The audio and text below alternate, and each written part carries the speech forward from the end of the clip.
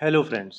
चलिए इस वीडियो में सॉल्व करते हैं इस एसएचएम के क्वेश्चन को जिसको पूछा गया था आईआईटी जेई 2009 के एग्ज़ाम में और जेई मेंस 2019 के एग्ज़ाम में। इसे फिर से पूछा तो क्वेश्चन की लैंग्वेज कुछ बड़ी सी थी, मैंने उसको सिर्फ शॉर्ट में निपटा दिया। मैं क्वेश्चन को समझा देता हूँ कि यहाँ पे एक रॉड है, रॉड की लेंथ मुझे दे रखी है एल, रॉड का मास मुझे दे रखा है कैपिटल एम, इधर पे एक स्प्रिंग लगा रखी है, इधर एक स्प्रिंग लगा के रखी है, दोनों का स्प्रिंग कांस्टेंट मान लीजिए सेम ही दे रखा है, के दे रखा है, मान लीजिए स्प्रिंग कांस्टेंट दोनों का।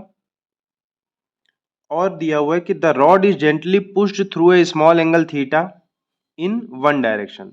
रॉड को थीटा एंगल से एक डायरेक्शन में पुश कर दिया, तो उसके बाद पूछ रहा है ऑसिलेशन जो करेगा उसकी फ्रीक्वेंसी कितनी होगी। तो सबसे पहले लॉजिकली देखते हैं कि जब इसको पुश किया जाएगा एक तरफ थीटा एंगल से तो एक्चुअली में होगा क्या। तो मैं इस डायग्राम को थोड़ा रीड्रॉ करता हूँ एक बार रफली जल्दी से। देखिए शुरुआत में तो रॉड यहाँ कहीं पे इस तरीके की सिचुएशन में है और स्प्रिंग कुछ ऐसे लगी हुई है। मान लीजिए इसको मैंने थीटा एंगल से क्या कर दिया, घुमा दिया यहाँ से पाइवोटेड पॉइंट, और सेंटर पे यहाँ पे पाइवोटेड है, ये जो डॉट लगा है इस पॉइंट के अबाउट ये ऑसिलेट कर सकता है।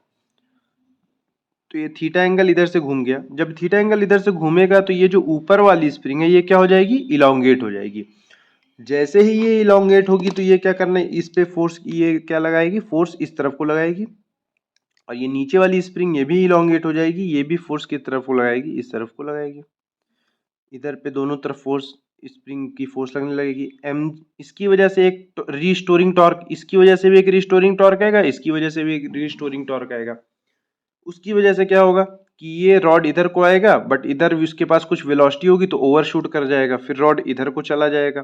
जब रॉड इधर को चला जाएगा तो ये वाली स्प्रिंग भी कंप्रेस हो जाएगी, ये वाली स्प्रिंग भी कंप्रेस हो जाएगी, तब स्प्रिंग की फोर्स लग जाने लग जाएगी उसके अपोजिट डायरेक्शन में। तो इस तरीके से रॉड हमारा इस तरीके से ऑसिलेट करेगा, इस तरीके से ऑसिलेट करेगा।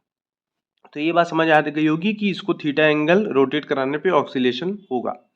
चलिए अब सिर्फ मैं रॉड रॉड का सिर्फ डायग्राम बनाऊं तो रॉड इस पॉइंट के अबाउट पाइवोटेड है, इस पे स्प्रिंग फोर्स लग रही है। अगर थीटा एंगल इधर घुमाया मैंने, मान लीजिए ये थीटा एंगल, ये एंगल थीटा, तो ये भी एंगल थीटा, तो इस पे स्प्रिंग फोर्स इधर लगेगी, इस वाले नीचे वाले स्प्रिंग के फोर्स की वजह से इधर लगेगी। अच्छा स्प्रिंग फोर्स लगेगी कितनी, स्प्रिंग फोर्स लगेगी के इन टू एक्स। अच्छा फॉर स्मॉल एंगल हमको पता है थीटा को मैं क्या लिख सकता हूँ, आर्क अपॉन रेडियस।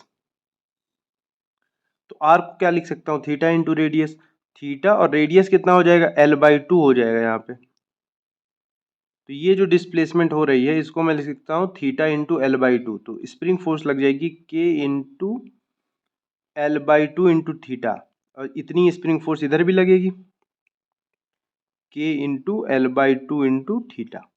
अच्छा अब दोनों की वजह से रीस्टोरिंग टॉर्क कितना आएगा, टॉर्क रीस्टोरिंग कितना आएगा, पहली वाली स्प्रिंग की वजह से फोर्स है K L/2 थीटा, और टॉर्क होता है फोर्स इंटू परपेंडिकुलर डिस्टेंस, यहाँ से यहाँ तक की परपेंडिकुलर डिस्टेंस तो क्या L/2 है, और दूसरे का टॉर्क, दोनों सिंस दोनों ही टॉर्क रिस्टोरिंग ही है तो दोनों टॉर्क ऐड हो जाएंगे, क्या हो जाएगा K L/2 theta into L/2। Simply मैं 2 से मल्टीप्लाई भी कर सकता हूँ इसको।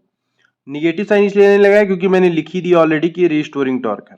अगर मैं निगेटिव साइन लगाता तो ये तो सिर्फ यही बताता है कि थीटा का जिस तरफ थीटा बढ़ रहा है उसका अपोज कर रहा है टॉर्क, वो तो मैंने लिख ही दिया कि ये रिस्टोरिंग टॉर्क है। तो रिस्टोरिंग टॉर्क की वैल्यू आ जाएगी के एल स्क्वायर थीटा बाई 4 और इंटू 2, तो ये हो जाएगा के एल स्क्वायर थीटा बाई 2। ये आ गया रिस्टोरिंग टॉर्क। मुझसे तो फ्रीक्वेंसी पूछा है तो टॉर्क को मैं क्या लिख सकता हूँ, टॉर्क को मैं लिख सकता हूँ आई इंटू अल्फा के एल स्क्वायर थीटा बाई 2। अच्छा मोमेंट ऑफ इनर्शिया क्या होगा, रॉड को इस एक्सिस के about, axis passing perpendicular to the plane, sorry axis passing through mid point and perpendicular to it, तो इसके लिए हो जाएगा एम एल स्क्वायर बाई 12। ये हो जाएगा M L square by 12, M L square by 12, और alpha is equal to K L square theta by 2। L square से एल स्क्वायर कैंसिल हो गया, 2 से आ गया 6, तो यहाँ से अल्फा हमारा आ गया, अल्फा हमारा आ गया 6K बाई, देखिए 6K by M into theta.